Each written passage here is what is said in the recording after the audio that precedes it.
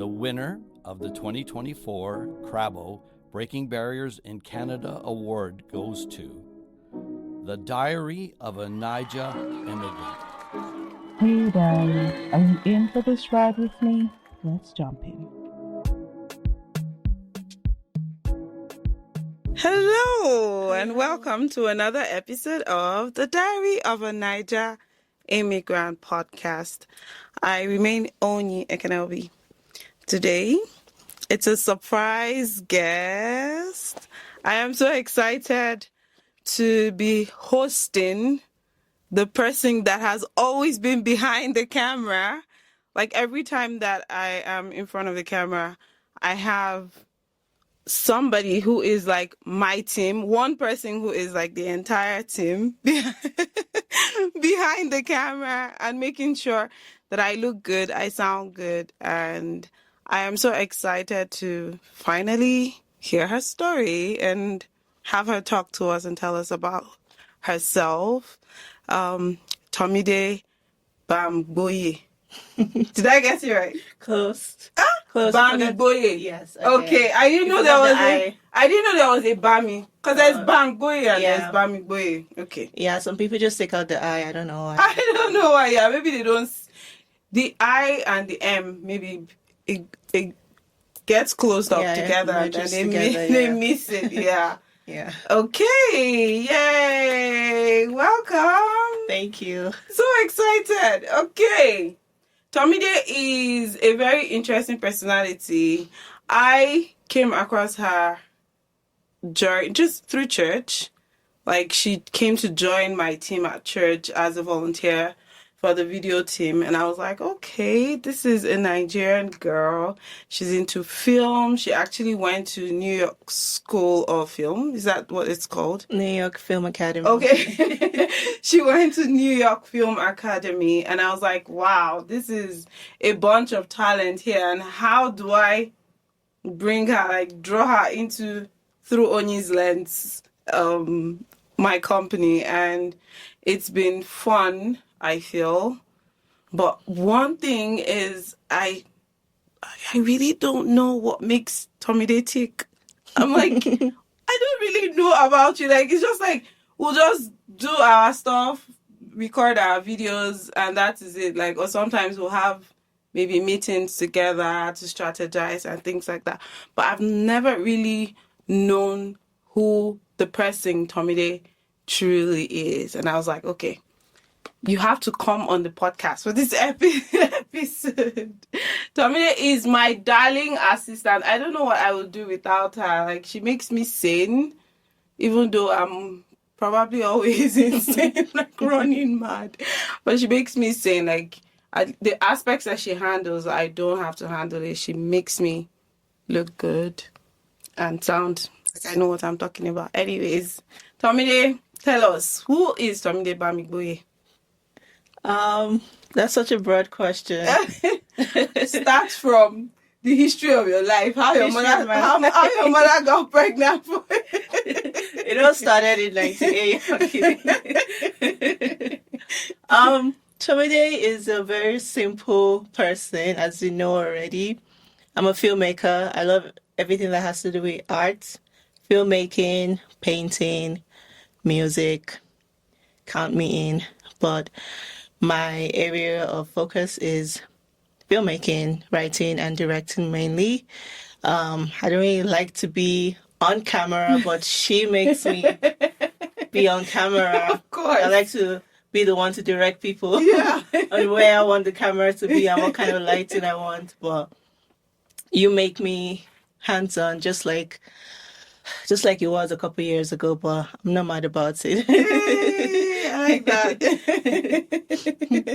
Okay, like you said, what you enjoy is the directing aspect of it, but recently you've dabbled into, have made your feet wet by making you film, like be on camera, even edit, yeah. And like, why do you think you're able to do all of that? Like, regardless of the fact that this is what you prefer, you're still not limited to that aspect. Why do you think it's easy for you to like dilly-dally into other things? Yeah, when it comes to filmmaking, even if you're just directing, you still have to know every other aspect of the filmmaking process. So even apart from working on camera or editing, I know how to be a script supervisor. I know how to be an electrician on set if I need to be. Right. And all these things they teach you on film sets and in film school, because if you're going to direct people on what to do, if they're not doing something right, you're not going to know if you don't know how to do it. So I really like that. Even when I'm on set directing, I know that if the gaffer isn't doing what I want them to do, I can just pick up the light and place it where I need it to be. Even if I really don't want to do it, I know that when push comes to shove, I can get my hands dirty, and it's very important. Even as a director, you need to know everything. Even being in front of the camera, even acting, you need to know how to act. You need to know what your assignment is going to be as an actor, or how to get yourself into that character, because it's your job to not necessarily teach the actors or anyone that's in front of the camera, but guide them on to get to where they need to be. And if you don't know anything about acting, you're not going to be able to guide them to that place. Have you ever acted before? Yeah. Yeah, I did my my bachelor's in theater. Oh. So I have a theater background. That's actually my first love, theater. And so I did a little bit of acting and directing stage plays also. Oh, interesting. Wait, how did you even get involved? Like, how did it start? Where? It started from high school. I don't even know. High school back in Nigeria? Yes, so Okay. secondary school. Yeah. It was so weird because my sister and I, when we were playing, I would make fun of people. And one time she was like, you should be an actress. And I'm like, nah, I don't want to be an actress. I can't even imagine you I acting. can't imagine. And then I thought a lot about directing. I've always wanted to create stories, and directing was the path that I chose. And my dad is an artist also, so it wasn't that hard convincing my family that I wanted to do theater arts and drama, because I know a lot of Nigerians struggle with that. I remember in secondary school, one of my really close friends back then and my classmate, both of us wanted to do theater arts. We were both in art class, by the way. We didn't do any science subject apart from biology. But she said her parents wanted her to do computer science. And I'm like, from SS1 to SS3, we were in art class just for your parents to come and tell you, no, you can't do it. Or she wanted to do theater arts like me. Just for her parents to say she can't do theater arts, she has to do computer science.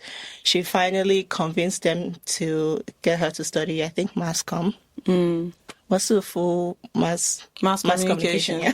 Yeah, that's what I actually studied, my first degree. Yeah, and I don't know, that made me feel so bad for her, because I just realized how lucky I was to have parents who would never make decisions for their kids. Since I was really young, my parents, never, they guided us, but they wouldn't make decisions for us. Typical African parent. Yeah. From the school we even went to, secondary school, university, it was our choice. It was never their choice. And to what we studied, it was always our choice. So seeing my friend really and she was great at acting. She was so much better than I was. And she was this social girl, social butterfly. Seeing her not, do what she really wanted to do made me feel so sad for her, and also made me appreciate my parents a little bit more. Yeah.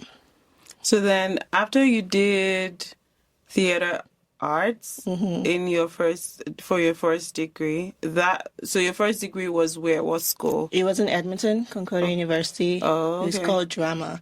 So we mainly focus, theater arts is like everything from drama, acting, to dancing, to music, to everything. But that school was just drama, so we mainly focused on acting. I believe I took a directing class, but it was mainly just acting, and I enjoyed it because, again, as a director, you still need to know that part of making a production. So, yeah, I loved it. That's cool. So I'm going to back up a little bit, because at the end of the day, this podcast is Diary of a Niger Immigrant. So would you say that's how you immigrated? Like, how did that play into your immigration story? My immigration story is very simple. Actually, it's not as dramatic as most Nigerians here. I applied, I got in, I got my visa, I came here.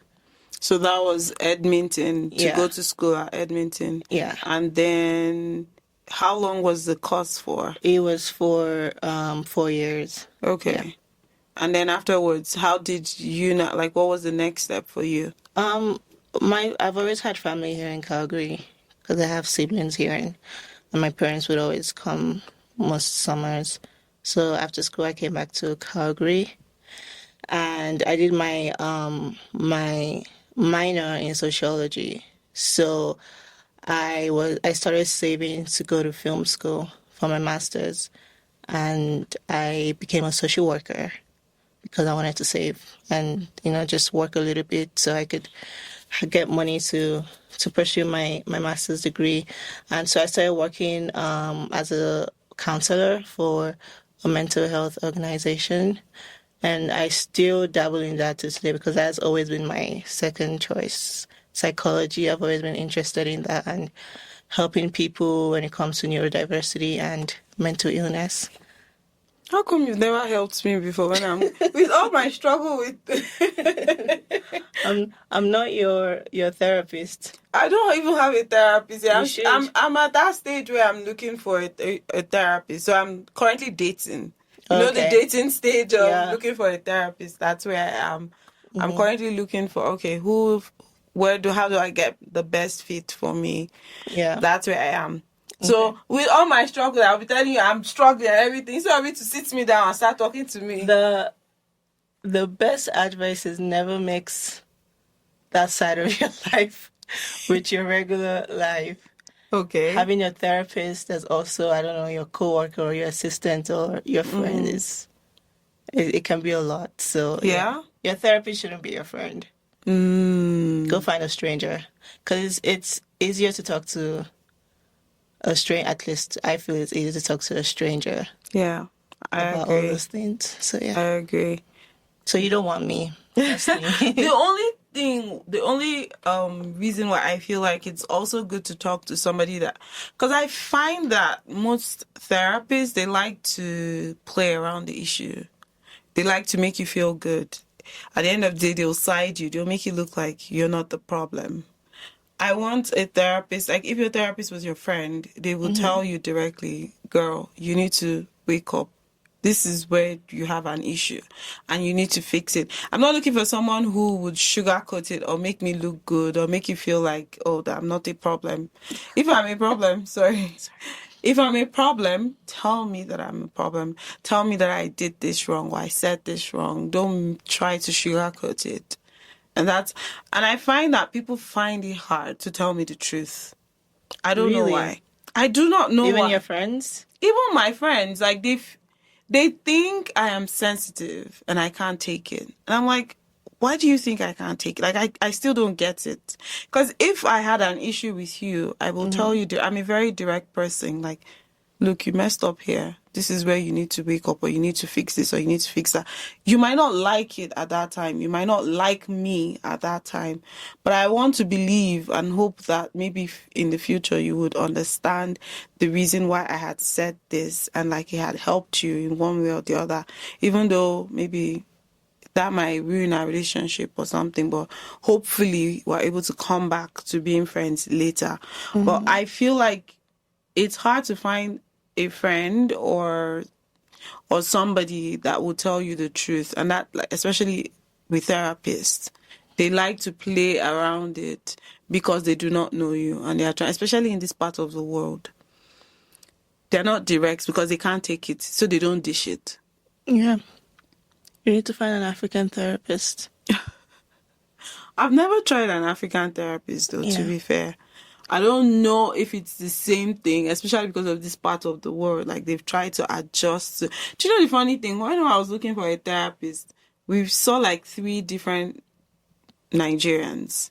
And I was like, I don't really know if I really want to do Nigerian because I feel what was the reasoning behind it? It was just like, I don't want to be put in a box. Right? Like, they just believe, okay, because they know where you're from. And like, even we as people, we know what is peculiar to people from a certain part of Nigeria. Right? And then I don't want to be put in that box. Like, they'll say, oh, she's an Igbo girl because something happened with her mom or something like this. This is the way it will make her feel.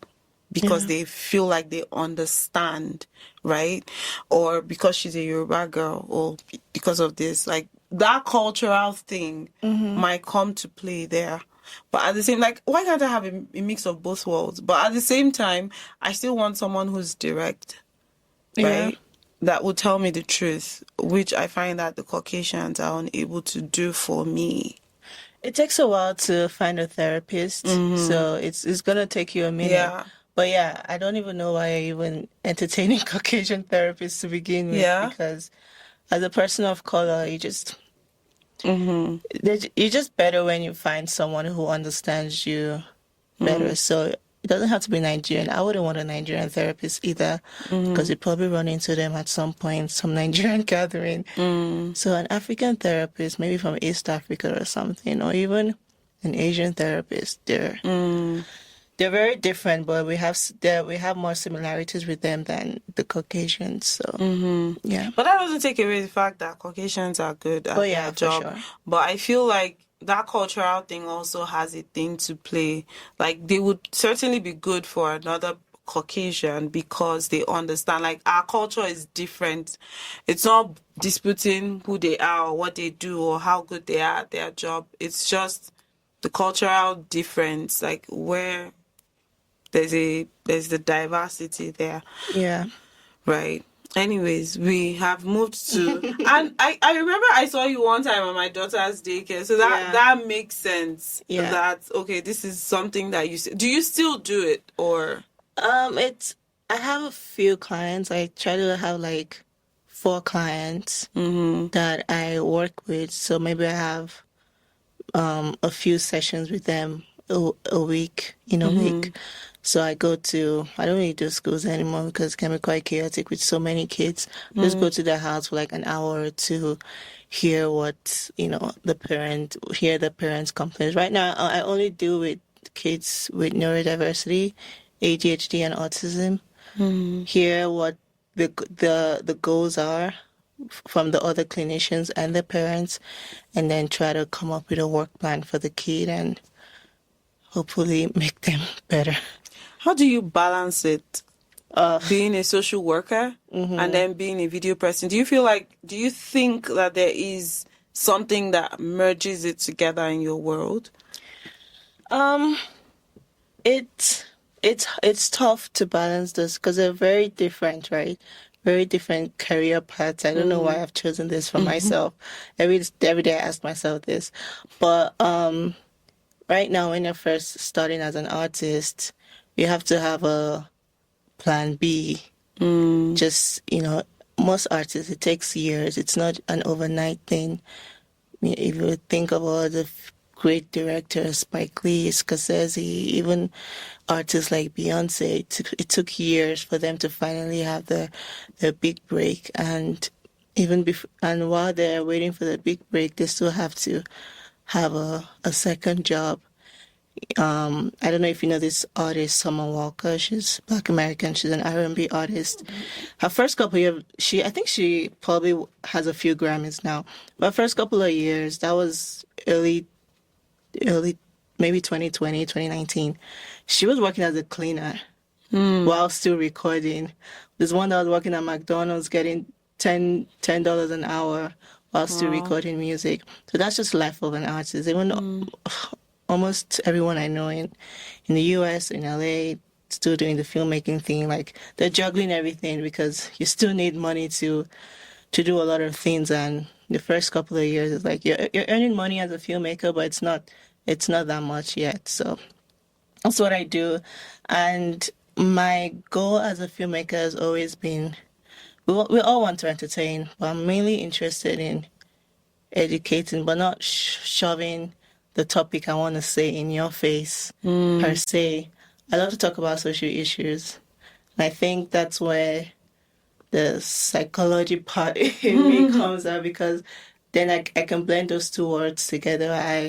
I've written scripts and done movies that has to do with neurodiversity, that has to do with mental illness, that has to do with child marriage, all this stuff I like to talk about in my films in a subtle way. But I like to make films where, when someone watches it, they sit down for a while and think of how society has contributed to whatever topic I'm talking about. And so working as a social worker has definitely helped broaden my mind when it comes to writing scripts that has to do with social issues, because I've met so many people from so many economic sides of the world and social sides of the world, from the rich to the not so rich, to the people who don't really have support from their parents, to drug addicts, to this. So all that has helped me be a better writer, really. Yeah. That's what I can see how that could be the case. Have you ever taken like a case of one of your students and you just felt like you want to elaborate on this? Making a film? Yeah. Oh no, I can't do that because they'll sue me. Right. Yeah, as a social worker, it's all our work is confidential. You can't tell anybody what you're doing. Definitely can't put it in a film. Yeah, you can maybe just pick a little things and add it to your film, but you can't make someone's whole story a film, because that's a lawsuit waiting to happen. Of course, yeah. And it doesn't even make you a safe person at the end of the day. Yeah. Okay. So how did you get, walk us through your journey as a filmmaker that you are right now? When we first met, you were not as busy as you are currently. What happened? How did it happen? How did you... Okay, we know that you went to School of Theatre in Edmonton, and then from there you saved up money, and then you went to do your master's in New York? Los Angeles. In LA. Okay. But what's the journey like? If somebody is like you and the person wants to dabble into film work, whether it be directing or being a screenwriter or being a producer or even being an actor, just an artist in general, how do you think your journey has led you up to this point? With anything that has to do with art, there's no easy answer for it. Everyone has their own path. And I don't have the answer. I'm still looking for the answer, really, because I haven't had my big break yet. Even if I'm getting work, thank God. It's not like, I've made my own film yet. I don't even know. I don't know how to answer that question. You just have to keep throwing things to the wall and see which one sticks. A lot of networking for sure. A lot of, joining Directors Guild of America or Directors Guild of Canada and going for what's it called now? Just going for parties and concerts and meeting more people and contacting people to be on their set, and also creating your own stuff. I think that's the most important. If you wait for people to hire you, you're going to be waiting for a long time. Most big successful filmmakers I know didn't wait to, no one's going to hire you as a director, especially when you're still starting up. You have to make your own stuff.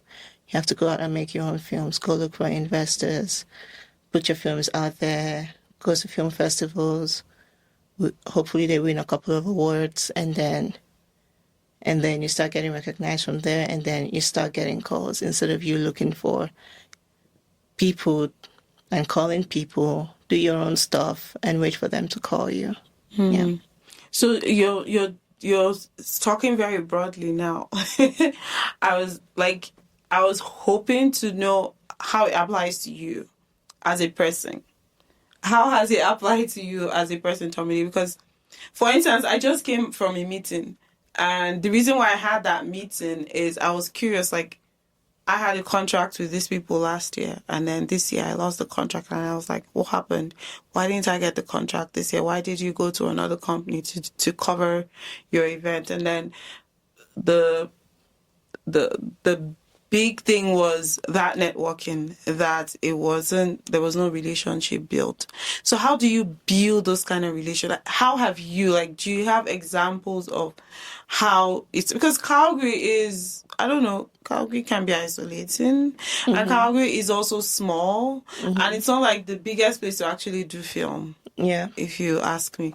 So, like, how have you been in Calgary, and then how were you able to, like, when you came back from LA, what was your next step? What I did was, I've actually only been on just one production here in Calgary. Most of the other productions I've been on, I've had to travel for them. But again, it's the most important thing is the networking. You go online, there's so many Facebook groups of filmmakers, writers, directors, editors from all over the world, not just in Calgary. I know there's someone called Inc. Canada, and it's all for everyone in Canada. I have some from Los Angeles, I have some from Atlanta, New York that I've joined. And I'm also calling people. Lately or nowadays, people are so scared to call people. When I got my there's a Netflix production that they shot last summer. What I did was I just went online. I heard about it on Instagram. I went online. I looked for the production manager. I just called him. I literally I stalked him and I found his resume online, and on his resume was his phone number. And I called him, and it was like, oh, we haven't started production yet because he lives in Vancouver, and it was of course it was a Netflix shoot, so it was an American production, but we were shooting in Calgary here, and they hired him. And I was like, I'm still in Vancouver, but we're opening our office I think 2 months from now. That's what he said, and he was like, yeah, this is the address, just come over and we'll talk. And that was it. And I found myself on the set. Wow. So you just have to be bold, really. Nothing's gonna, you have to really want it. You have to pursue it. Nothing's gonna come to you. You just have to keep calling, keep emailing people, keep engaging with people online. Yeah. That is very, very, that's a hammer on the nail.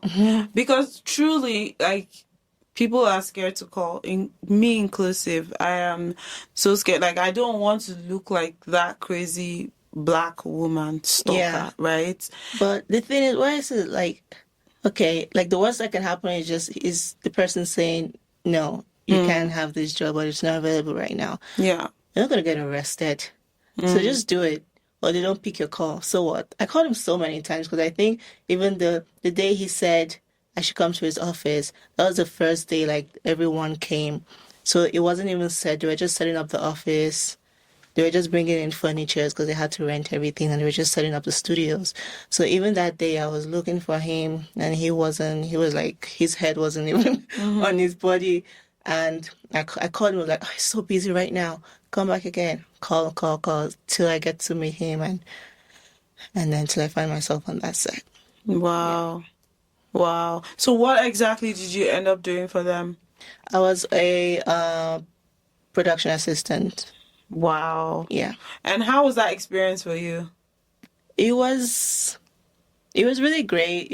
I mean, I've been on so many sets, so it wasn't out of the ordinary. It wasn't a new thing for me. Just go in, do your work, network with more people, because every other person that was on that set was new to me. So I got to network with more people. I got to meet more industry people. And like these are the people that have worked on, like The Last of Us or Inception, Interstellar, that was shot here, and like The Revenant. And these are all directed by big people like Scorsese and Christopher Nolan.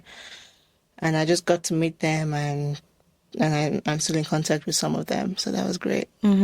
So tell me about your first experience on set. How was that for you? How old were you? I don't even know if I remember my first experience on set. Let me How see. many sets have you then been on? I've been on so many sets. So many sets. When I was in LA, I used to work on so many sets too. And was it as a reason of, or as a result of the school you went to? Yeah, Did you find that it opened doors for you? Oh yeah, of course. I don't know if the school exactly opened doors, but just being in LA definitely opened doors. I mean, in LA, everyone is either an artist, either a musician or a filmmaker or what else, or a dancer or something. Everyone is into art. So your roommate, the person living beside you, the church I was going to, the pastor at my church was an executive at Disney. Wow. And like one of the secretary of the church he worked for Warner Brothers, and there were just people like, oh, I work for ABC, I work for Warner Brothers. That's how LA is, and you get to meet more people and get to work on so many sets. But the first set I worked on, I think I was 19 or 20, and it was here in Calgary actually. It was an African short film. And someone just called me and were like, oh, do you want to be an extra on this set? I'm like, oh, cool. I was just an extra, so I just sat there. It was a classroom setting, and I just sat there. And then, so I didn't really learn a lot from that because I was just an extra. But the first one that I actually learned a lot from was, I don't know if you know this film Ghostbusters. The 2020 film. They have so many, but the one that was released in 2020 was actually shot here in Calgary. Oh. And I was on that one for a couple of days, and I got to meet the director, and we worked together. And just being there, seeing all the Ghostbusters props, like the car, the gun, the ghost, even the outfit itself. Yeah, the outfit. I think I even wore one of the outfits. You should give me one of the pictures. I'll put it on the screen. I don't know if I have any picture because these sets are very, no picture because they don't want anyone to know, right? Yeah. Even on Ghostbusters, we didn't use the name Ghostbusters. We used the fake name. Like, we're going on this set. It was like Rust something. They didn't want anyone to know it was Ghostbusters. Right, because Ghostbusters was really big. Yeah, it's really big, right? And I don't know what it did with our phones, but we were like, immediately enter the set, switch off your phones. They gave us this tape we had to put on the camera at the back. That's how serious they were. So yeah, I have 0 pictures of it. But it was, just seeing a director that I've looked up to for a long time because I've seen most of his films, and just working with him and seeing it was him, his DP and his producer, just seeing them come up with the shots they want and how the scene is gonna be. Just all I did was really just watch them work. I even forgot to do the job I was hired for, and I was just there around him a lot, just watching them work, and it was very educative. Yeah. That's awesome. That's really good. That's like mind blowing. See, I didn't know all these things about you before. Okay, so apart from your production and social work and everything, what makes you tick as a person? And like, how do you? I don't really see you as somebody who would even be calling people or in people's DMs or in people's emails, sending messages. Like, how are you? How are you able to remove yourself from a certain situation and just be that person?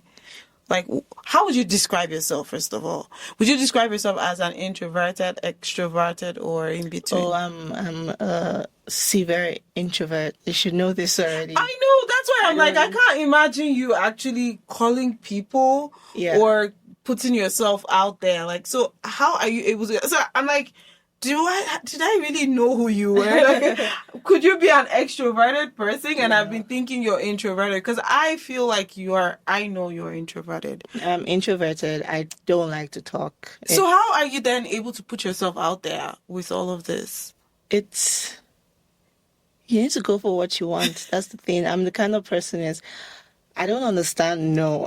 I don't know if it's because I'm the last born and I've got you cry until something happens. Yeah, I'm like, my parents have always, even my siblings, they treat me like this Egg. baby, right? This egg that she has to get what she wants. Yeah. So growing up now, I'm like, what do you mean?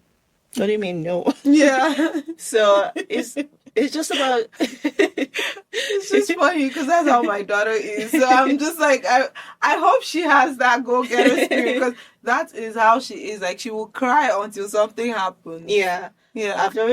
I've just always gotten what I wanted, and it's not because I'm spoiled or anything. Just because I won't rest until I get it, and it's even something as little as I remember one time I wanted to do this hairstyle, and that was before. And we were here in this country, and I was like braids, but like purple ombre braids, and it wasn't the extension wasn't available. I did not rest till I got that extension. I don't remember. And back then, Amazon wasn't so big. Now Yeah. anything you can find on Amazon, you can find attachments on Amazon.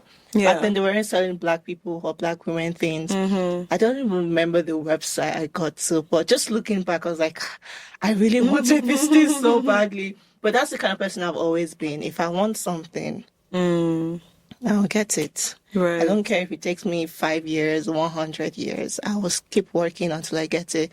Even if I have to get out of my comfort zone and talk to people I don't really want to talk to. You just got to do what you need to do to get the result. Yeah.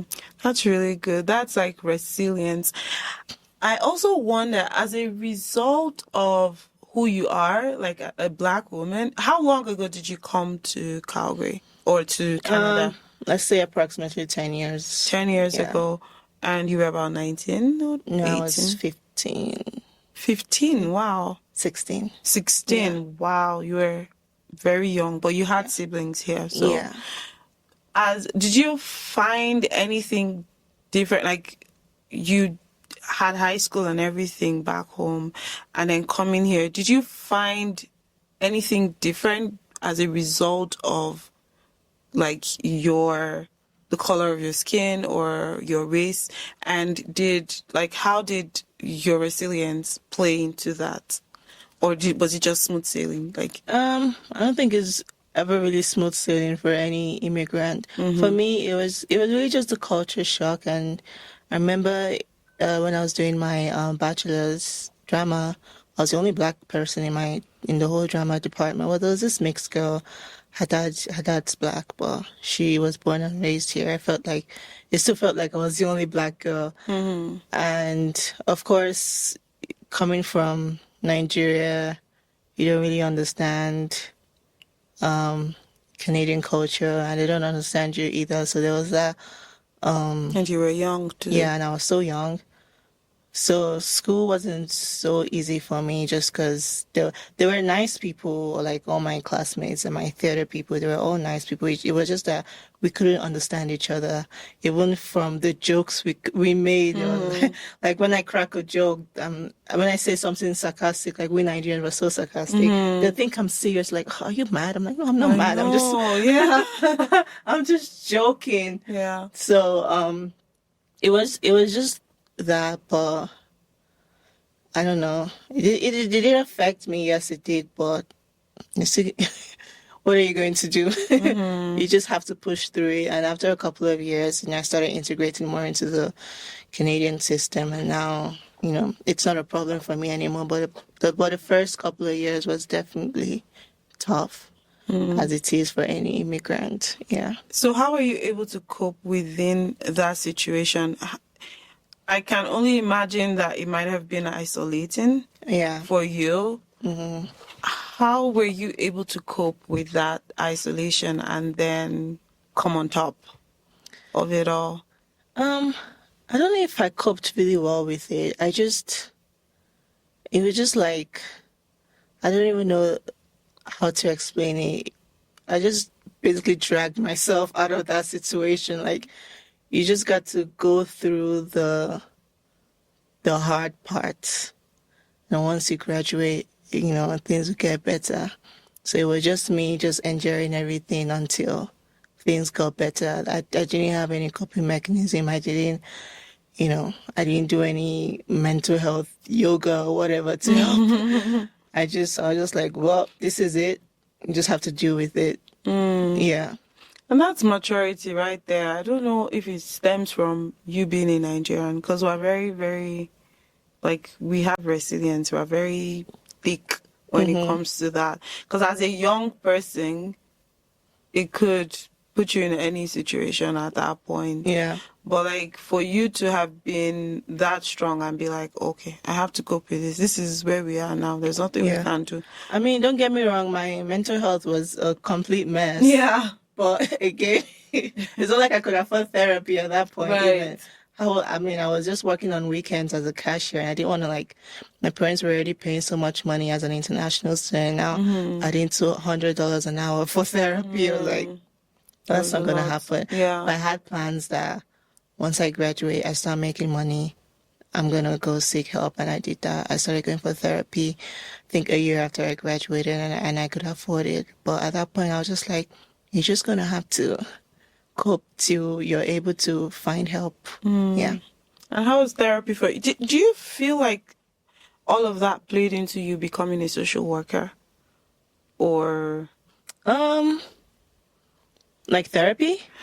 Therapy and like the state you were in, like your mental health at that Yeah. point, and you not being able to get help, but Yeah. you felt like you needed to cope.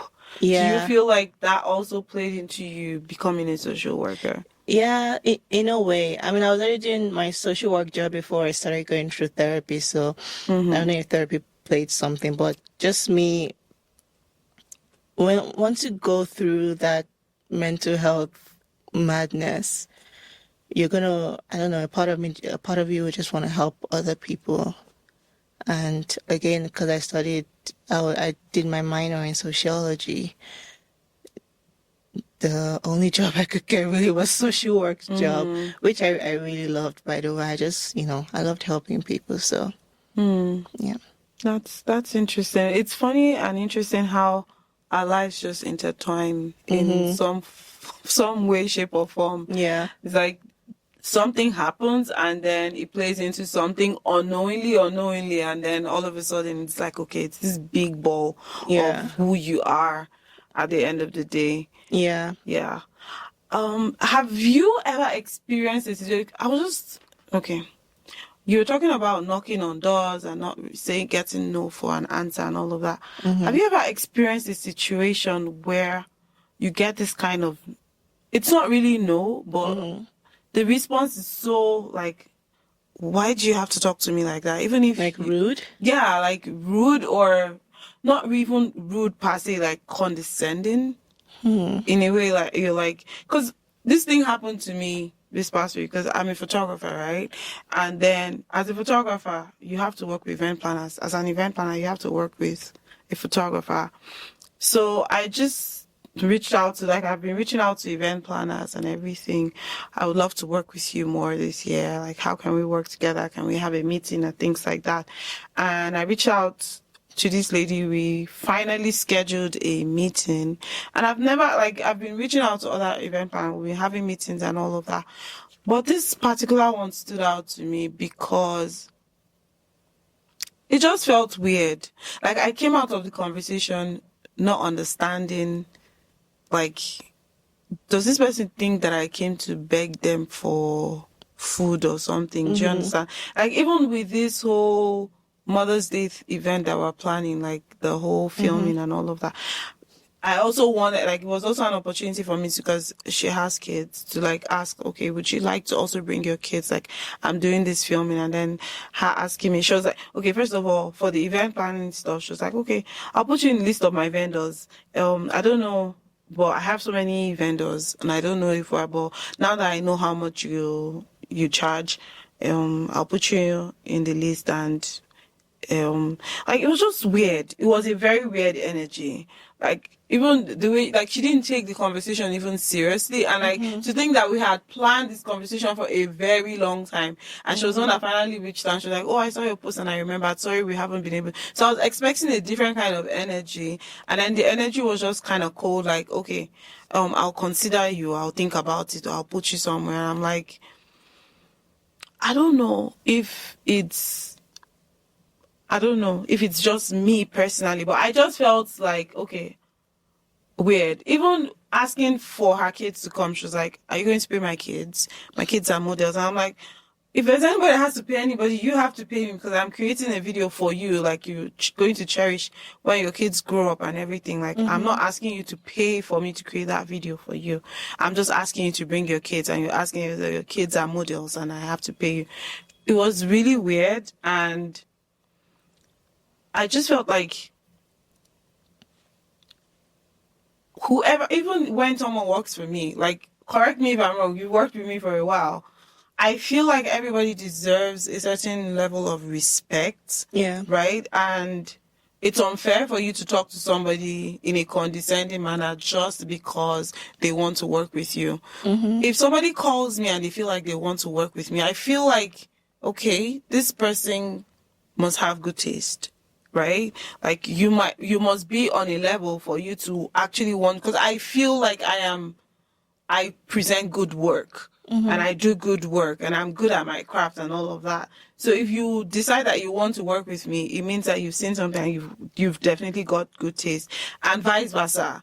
And we're not doing each other a favor, right? Like, I'm getting your services, and like, I'm offering the service.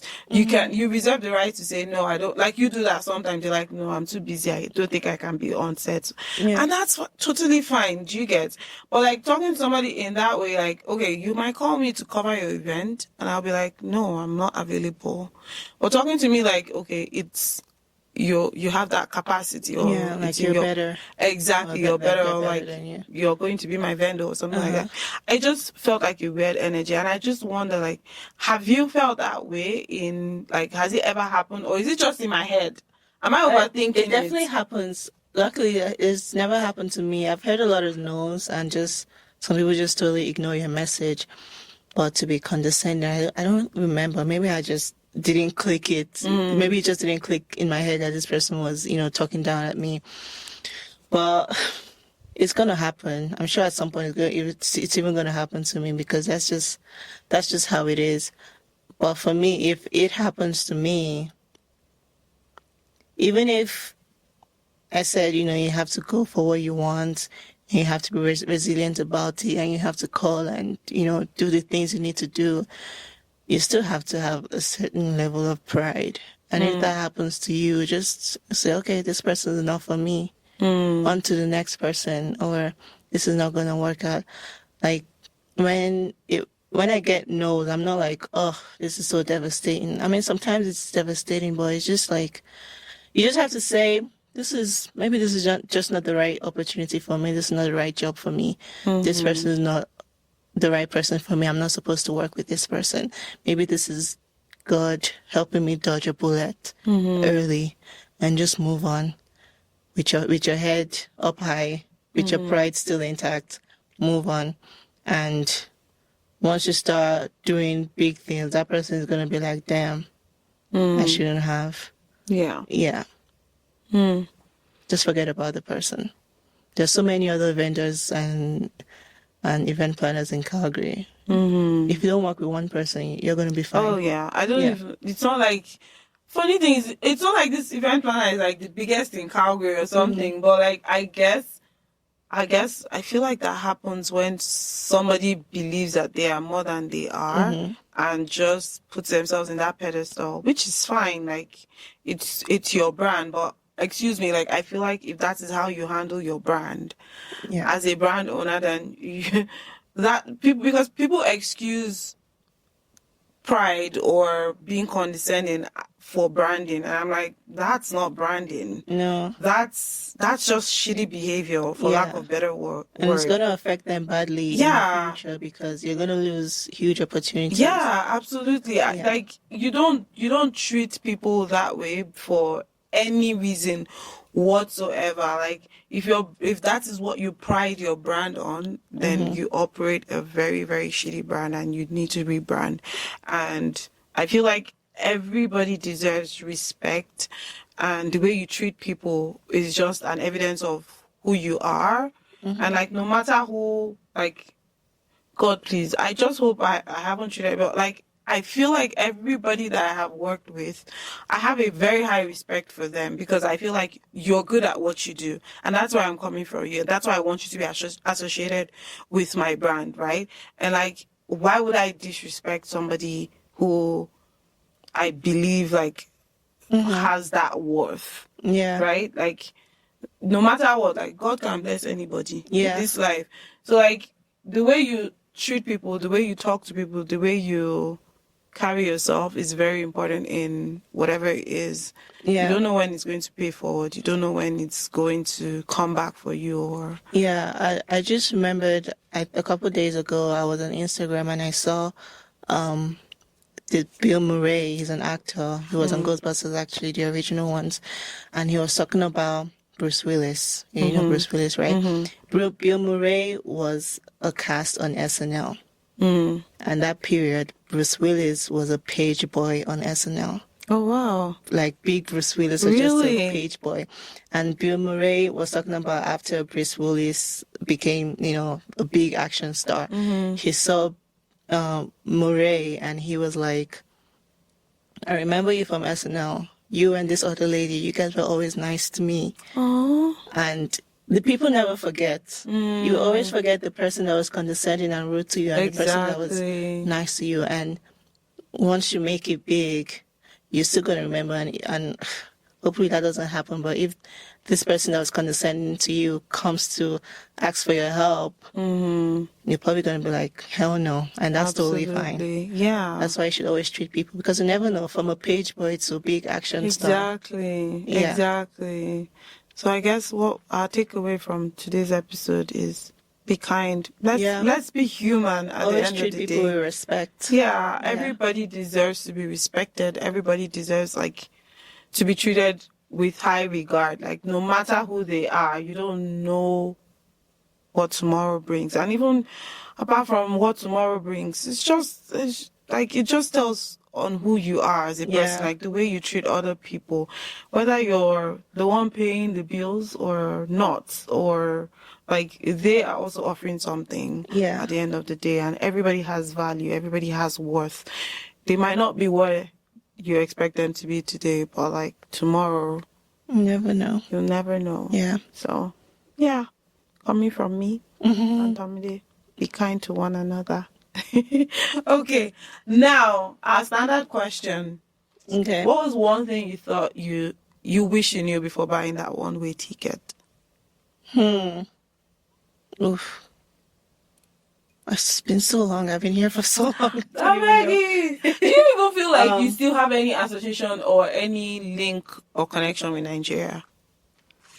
Not really, because when I was a kid, I have really nice parents. They're not strict, as long as you're in the house. They were not strict, but they were overprotective. Right. So I could do whatever I wanted to do in the house. And How much can you do in the house? I don't get it. yeah, so all I did during my vacation was just watch movies, which was great because now I'm a filmmaker. So Right. that's probably why I love movies so much now.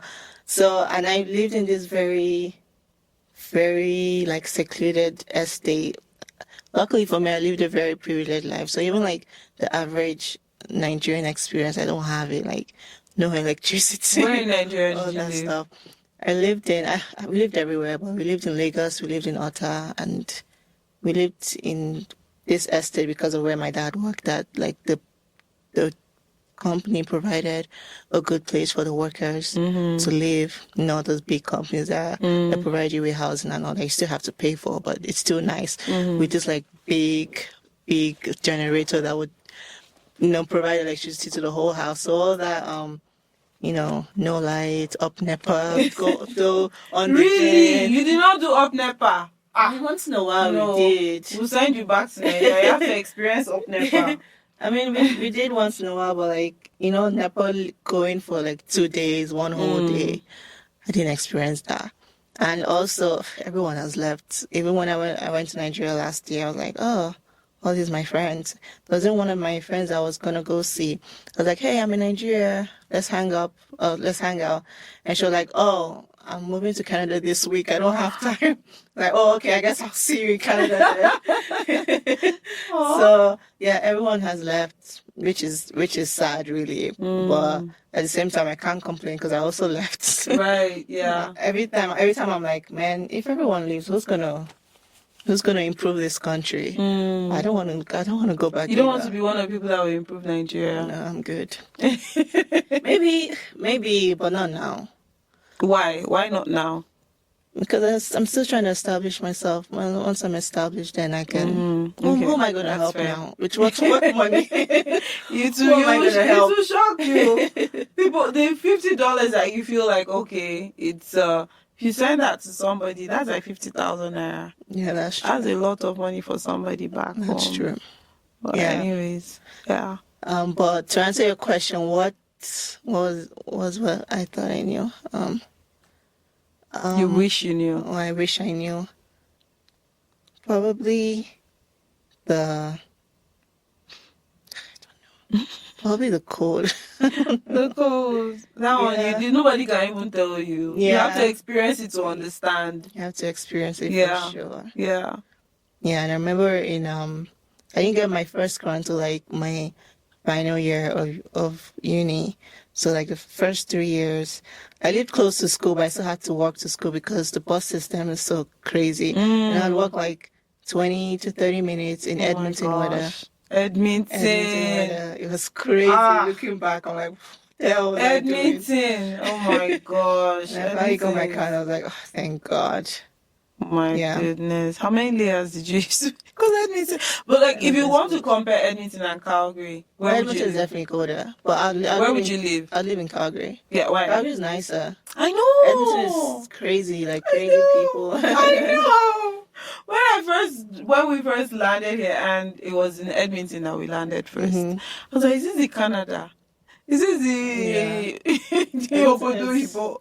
I'm like, Especially no. the northwest of Edmonton, or just the northern side of Edmonton. It's just crazy. I was like, no, I can't dirty. do this. I really can't do this. Until we moved to Calgary, I was like, okay, now we're talking. This is the actual Canada. But the southern part of Edmonton is actually nice. Whether northern, whether southern, all of But them. my school was in the north, so Right. yeah. Yeah. Oh, well. Thank God. At least we're here now. Calgary is nice. Calgary is nice. Calgary is way better. Calgary people, you're good people. Yeah. Okay. This is one thing that I need you to do because you're an artist. So I want you to give me your best impression as an Impression. artist. Impression. I need you to act. I like to be behind the camera. I want to not say, in this front. is camera. Behind the camera. No. not in front. See, so you've told us that you've acted, you've done this, so we have to see it. Like immediately you said it, I didn't want to scare you that time. I was like, I'll wait till the end. You give us your best impression on camera. Okay. Of who? Of who? Who's your favorite actor? I don't have a favorite. Who's someone that you like to see, you like to watch, or you feel like you can mimic? I can't mimic anybody. Okay, I not really mimic, can't but mimic like anybody. okay, try Viola Davis. Okay. What should I do? What should I do? I can't Viola even do an American Davis accent. Okay, if I give you a Nigerian actor, can you do? You will even remember? Will you know any let's do Nigerian? Nigerian. Okay, which Nigerian actor? I mean, this is like- Diary of a Nigerian Immigrant, so let's do Nigerian. Which Nigerian actor would I give to you? Mercy Johnson?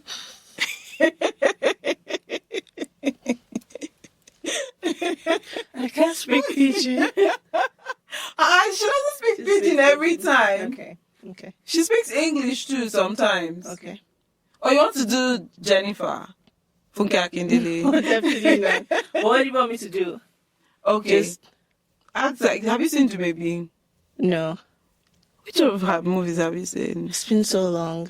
Okay. Have you seen any of Jennifer's movies? Mm-hmm. Funke Akindele. Which one have you seen recently?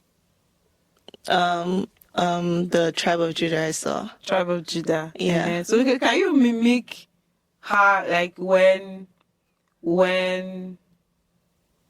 like when she, what am I saying? Like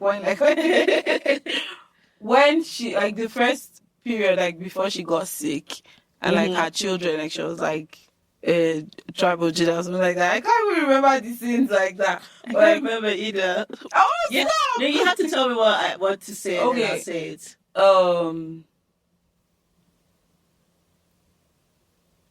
This is a test, and I'm not going to fail. You're trying to. I know you know what I'm talking No, about. honestly, I don't. Okay. I love watching movies, but once I'm done Once you're seeing done, it, I know it's just gone.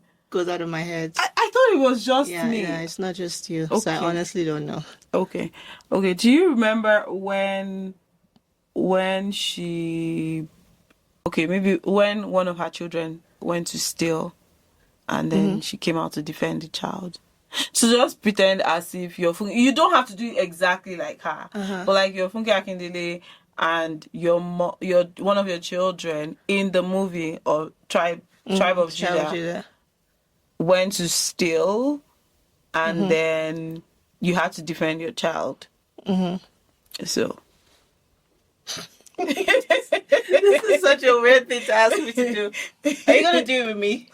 You have to be the one accusing my child. oh my gosh. Yeah, so if you're gonna make me do this, you have to do it. What was her name in the movie? So I don't know.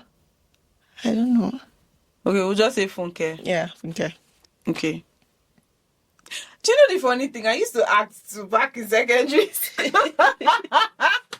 Okay, so let's channel our high school acting days. I'm ready. This is so weird. I'm ready.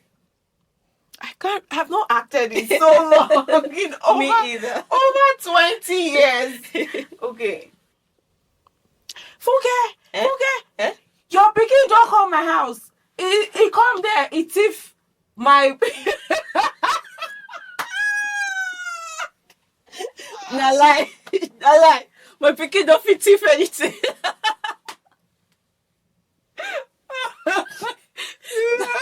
I'm the worst. I am the worst. I can't even believe it. Sorry. I'm the one that started laughing.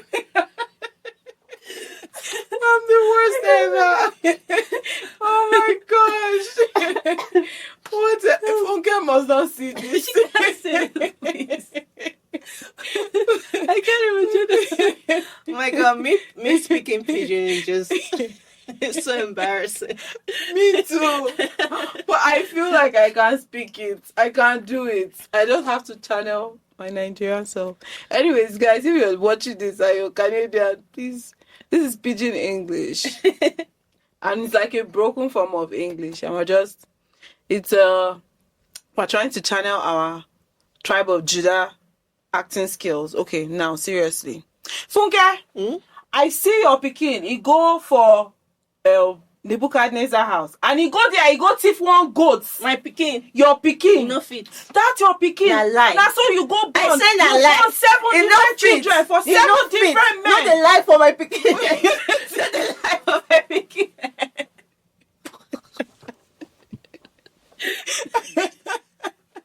This is the worst. Oh my god. Oh my god. Okay. Guys, I guess this is our episode. Tell us, okay, before we go. Oh, there's one question I wanted to ask. Okay. What's your favorite meal, like Nigerian meal? If you were to choose between jollof rice. Okay, no, what's your favorite meal? Jollof rice. Jollof rice. If you were to choose between jollof rice and amala with all the... Oh, definitely jollof rice. Serious? Yeah. Jollof rice or puff puff? Jollof rice.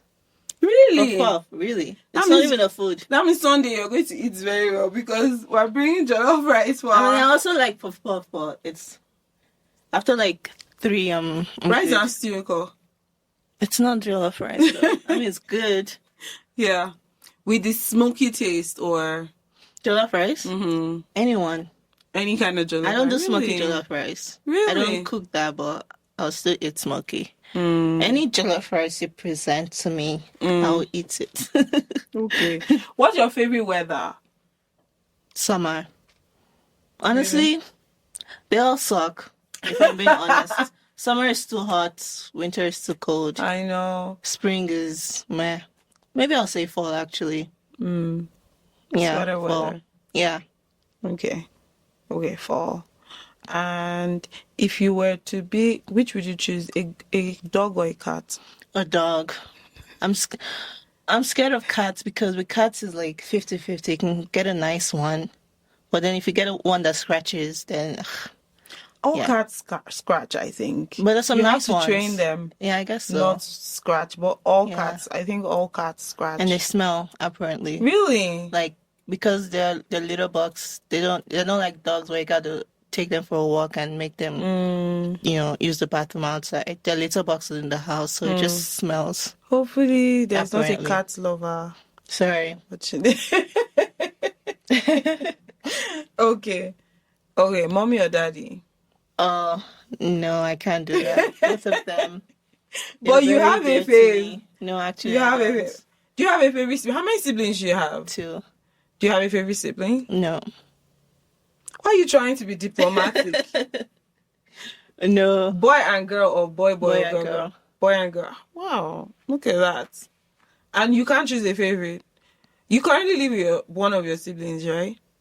And do you have kids? They do not. Are they married? Okay.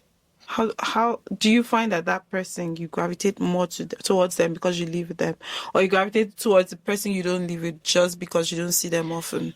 I gravitate towards none of them. I am a loner by choice. Even when it comes Really? to my family, I like to be on my own. Even in your daily life, do you have friends? I have friends. So how do you keep up with them? How do you I guys keep up don't. with each other? I don't. They're probably not my friends anymore because I don't keep up with them. But So how do you now cope? I enjoy my company more than any other company, so I cope best when I'm on my own. Look at that. Yeah. Tomide the wise. You're wise beyond your age. I don't know how you're able to do that. But anyways, hey, you recently won an award. Yeah. Tell us about the award. See how you just jump, and you did not come there. Me. Life. Oh my god. You're the host. It's called it's a long name, Black Canadian Screen Awards, I think. Canadian Black Screen Awards. Mm-hmm. So it's an award for Black Canadians, I guess. Not just Africans, Caribbeans, Black Americans, whoever. And they saw one of my films and they reached out and they said they loved it and they would like to give me an award for it. And Wow, just like that. yeah. And Wow. they did. And you went for the award alone? Or did you go with someone?